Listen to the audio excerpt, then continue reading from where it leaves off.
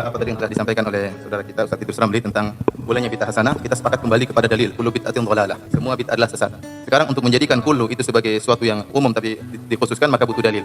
Kalau tidak ada dalil maka hukum asal bahwasanya kullu adalah memberi faedah apa? Keumuman. Kemudian beliau menyebutkan tentang dalil-dalil yang menunjukkan boleh dikhususkan. Di antaranya seperti man sanna fil islami sunnatan hasanatan. Dia mengatakan namanya sanna dalam bahasa Arab itu ikhtira', membuat sesuatu yang baru, dan ini tidak benar.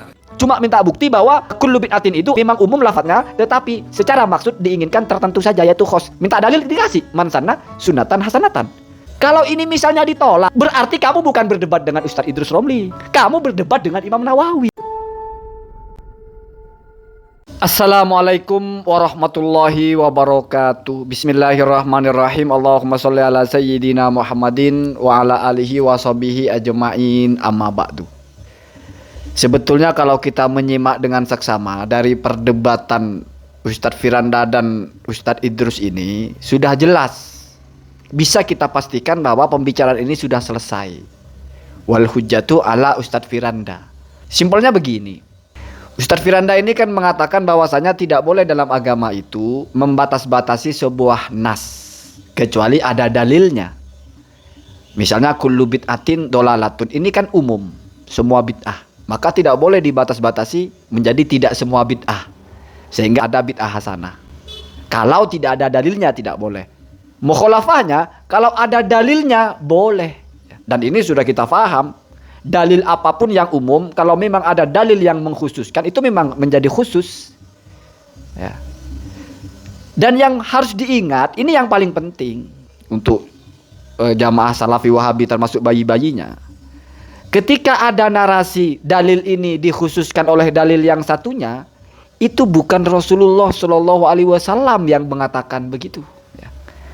Artinya, misalnya hadis A ditahsis atau dijadikan khusus oleh hadis B, itu Rasulullah nggak mengatakan hadzal hadisu tahsisun lidzalikal hadisi, enggak. Kamu cari di Al-Quran pun nggak akan pernah ada satu ayat mengkhususkan ayat yang lain. Lalu di ayat itu dikatakan bahwa ayat ini mengkhususkan ayat itu, enggak. Begitu juga hadis Nabi, tidak akan pernah Nabi mengatakan ini mengkhususkan hadis yang sebelumnya. Berarti pertanyaannya, siapa yang mengkhususkan sebuah hadis oleh hadis yang lain? Ya ulama. Ulama. Maka goblok kalau kita tidak belajar hadis dari ulama. Karena dalam hadis itu ada sebuah praktik yang Nabi tidak laksanakan, yaitu satu teks mentahsis teks yang lain, bahkan mungkin menganulir atau menasah. Itu ulama. Tidak pernah Nabi menyebutkan hadis ini menasah hadis sebelumnya, tidak pernah. Ya.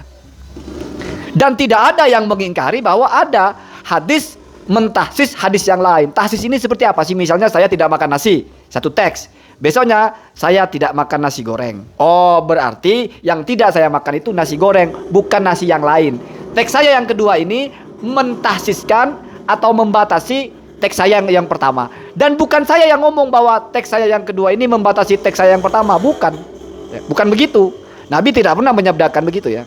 Maka berarti kita butuh ulama. Nah, sekarang kembali lagi kepada temanya. Misalnya ternyata ada dalilnya, berarti Ustadz Firanda harus terima dong bahwa kullu bid'atin itu sudah khusus, tidak semua bid'ah. Kan tadi cuma minta dalil. Ya kan? Ternyata dalilnya ada, yaitu hadis man sanna fil islami sunnatan hasanatan ila akhirih. Ya. Jadi kan selesai persoalan. Hadis kullu bid'atin ditahsis oleh man sanna sunnatan hasanatan. Selesai. Kan cuma minta dalil. Cuma minta bukti bahwa kullu bid'atin tidak bermakna umum. Cuma minta bukti bahwa kullu bid'atin itu amun yuradu bihil khos. Memang umum lafadznya, tetapi secara maksud diinginkan tertentu saja, yaitu khos. Minta dalil dikasih. Man sanna sunnatan hasanatan. Kalau ini misalnya ditolak, oh bukan, man sanna itu bukan dalil tahsisnya kullu bid'atin. Berarti kamu bukan berdebat dengan Ustadz Idrus Ramli. Kamu berdebat dengan Imam Nawawi. Jadi kalau sudah nyata-nyata yang mengatakan mentahsis hadis kullu bid'ah itu adalah Imam Nawawi, ya. Kenapa ente masih mendebat? Apa ente mau meramu pemahaman sendiri lalu mau mensomasi ucapannya Imam Nawawi itu, ya. Bagaimana sarahnya Imam Nawawi? Ya, itu kan sudah saya tampilkan. Makna qaulihi man sanna ila akhirih, maksud dari sabda Nabi man sannah dan seterusnya, ya. Fihi al-hassu, di situ ada seruan. Apa itu? Yang pertama, alal ibtida bil khairat, memulai hal-hal yang baik. Satu poin, memulai hal-hal yang baik ya. Jadi kalau di satu kampung orang tidak sholat, kamu mulai sholat ya. Sehingga mereka ikut. Orang semuanya tidak bersedekah, kamu mulai bersedekah. Orang tidak baca sholawat, kamu mulai berselawat. Kamu jadi pemula mengajak orang di situ, masuk kepada hadis itu. Kemudian yang kedua, wasanni as-sunani al-hasanati, dan juga mensunnahkan sunnah-sunnah yang baik. Kan bahasanya lain. Ibtida itu satu poin. Jadi Imam Nawawi tidak menolak bahwa man sanna itu artinya ibtida, diterima juga, tetapi ada makna lain, yaitu sanna as-sunani al-hasanat, mentradisikan tradisi-tradisi yang baik. Maksudnya baik itu apa? Ya secara hukum, secara basisnya sesuai dengan syariat Islam. Itulah disebut dengan bid'ah hasanah. Mentradisikan maulid Nabi. Memang tidak pernah ada tradisi sebelumnya, sunnah sebelumnya tidak ada. Tetapi ini di sini mengandung kebaikan sesuai dengan ajaran syariat, mensyukuri nikmat, baca sholawat. Maka kita cetuskan satu tradisi, yaitu tradisi yang baik. Ukurannya apa? Tetap syariat. Ya.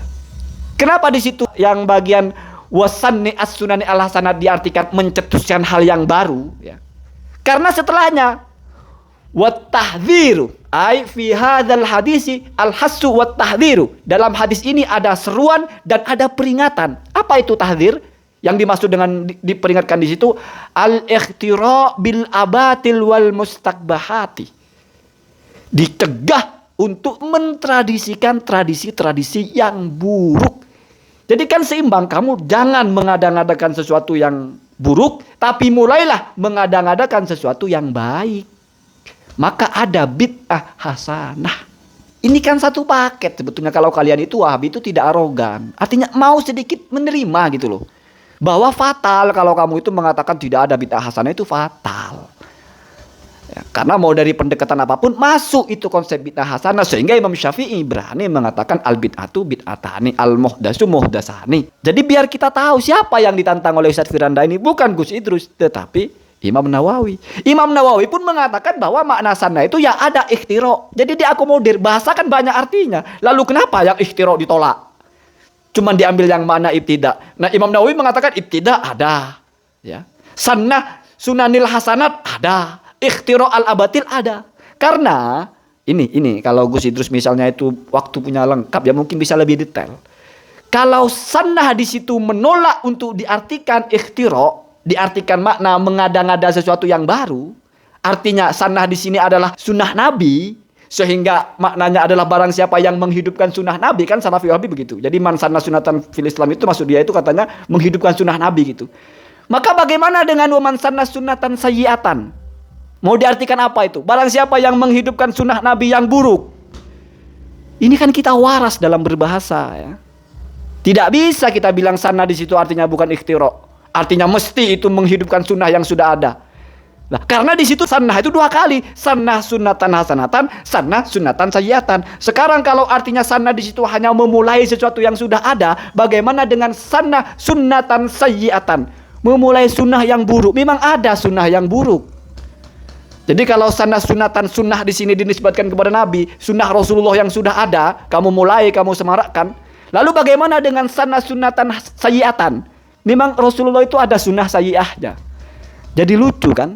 Lucu. Semoga ada manfaatnya. Assalamualaikum warahmatullahi wabarakatuh.